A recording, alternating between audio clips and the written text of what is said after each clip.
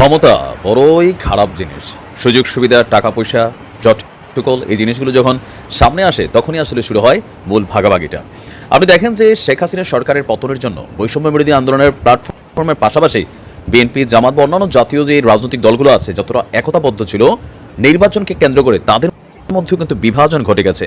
আর যেখানে একই সাথে আন্দোলন করে কেউ একজন হয়ে গেছেন উপদেষ্টা, একজন মন্ত্রীর সমান সকল সুযোগ সুবিধা, প্রায় মাসে ৫-৭ লাখ টাকার, এবারে আমি যদি হিসাব করে একটা সুযোগ সুবিধা পাচ্ছে, নিরাপত্তা পাচ্ছে, পরিবার একটা ভাবসাব নিয়ে চলছে। আর অপরদিকে একই সাথে টিমমেটরা আবার কেউ এদেরকে চিনছেও না, বিভিন্ন জায়গায় নানান ধরনের ঝামেলায় পড়ছে। এছাড়াও যারা ক্ষমতায় বসে গেছেন তাদের পাশাপাশি সার্জিস এবং হাসনাতদের যে জনপ্রিয়তা অথবা তারা যেই জায়গাটাতে অবস্থান করছেন, এগুলো নিয়ে যত দিন গিয়েছে ততই ঝামেলা পাকাইছে। আর আজকে ফাইনালি সমন্বয়কদের সেই টিম ভেঙে গেছে। একটা বড়সড় অংশ, খুবই গুরুত্বপূর্ণ পার্ট যাদের ছিল এই আন্দোলনের, আপনার জাহাঙ্গীরনগর বিশ্ববিদ্যালয়ে, সেই জাহাঙ্গীরনগর বিশ্ববিদ্যালয়ের ১৩ জন প্রধান সমন্বয়ক পাশাপাশি 4 জন সহ সমন্বয়ক একযোগে পদত্যাগ করেছেন। তবে পদত্যাগের আগে যে অভিযোগ তুলেছেন সার্জিস এবং হাসনাতদের বিরুদ্ধে বা নাহিদদের বিরুদ্ধে, এটা সামনে আরো বড় যাবে। বৈষম্য বিরোধী ছাত্র আন্দোলনের সমন্বয়কদের বিরুদ্ধে অতীতে যে সরকারি দলগুলো ছিল তাদের মতন আচরণ করছে এবং গণঅভ্যুত্থানের যে স্পিরিট সেইটার বিরুদ্ধেই তারা এখন কাজ করছে, এমন অভিযোগ তুলে জাহাঙ্গীরনগর বিশ্ববিদ্যালয়ের 13 সমন্বয়ক এবং 4 সহ সমন্বয়ক তারা পদত্যাগ করেছেন। আজকে বিকাল 5টায় বিশ্ববিদ্যালয়ের ছাত্র শিক্ষক কেন্দ্রের টিএসসি কনফারেন্স কক্ষে আয়োজিত এক সংবাদ সম্মেলনে এই তথ্য তারা উপস্থাপন করেছে।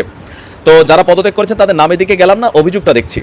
সংবাদ সম্মেলনে লিখিত বক্তব্যে আব্দুর রশিদ জিতু বলছেন, এই ব্যানারে শুরু হওয়া কোটা সংস্কার আন্দোলন পরবর্তীতে 9 দফা, এরপরে ফেসিবাদ বিরোধী আন্দোলনের রূপ নিয়েছিল।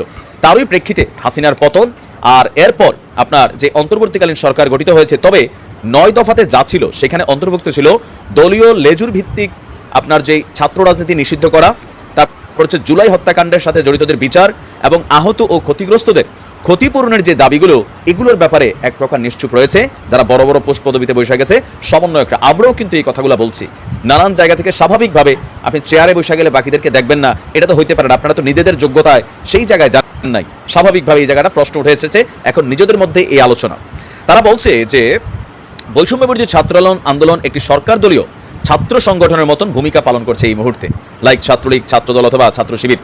এছাড়া বাংলাদেশের সর্বস্তরের আন্দোলনকারীদের একই ব্যানারে অন্তর্ভুক্ত করতে এবং বিভিন্ন বিশ্ববিদ্যালয়ের প্রতিনিধিত্বকে নিশ্চিত করতে ব্যর্থ হয়েছে।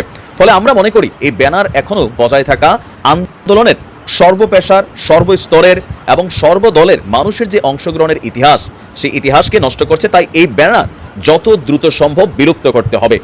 এখানে আমরা যতটুকু দেখছি তারা বলছে যে তারা মনে করে 5ই আগস্ট অর্জিত দ্বিতীয় স্বাধীনতা সর্বস্তরের, সর্বপেশার এবং সর্বমতের, কেউ আন্দোলনের একক কৃতিত্বধারী নয়। এটা ইউনূস সাহেবের একটা বক্তব্যকে কোট করে আসছে মাস্টার মাইন্ড।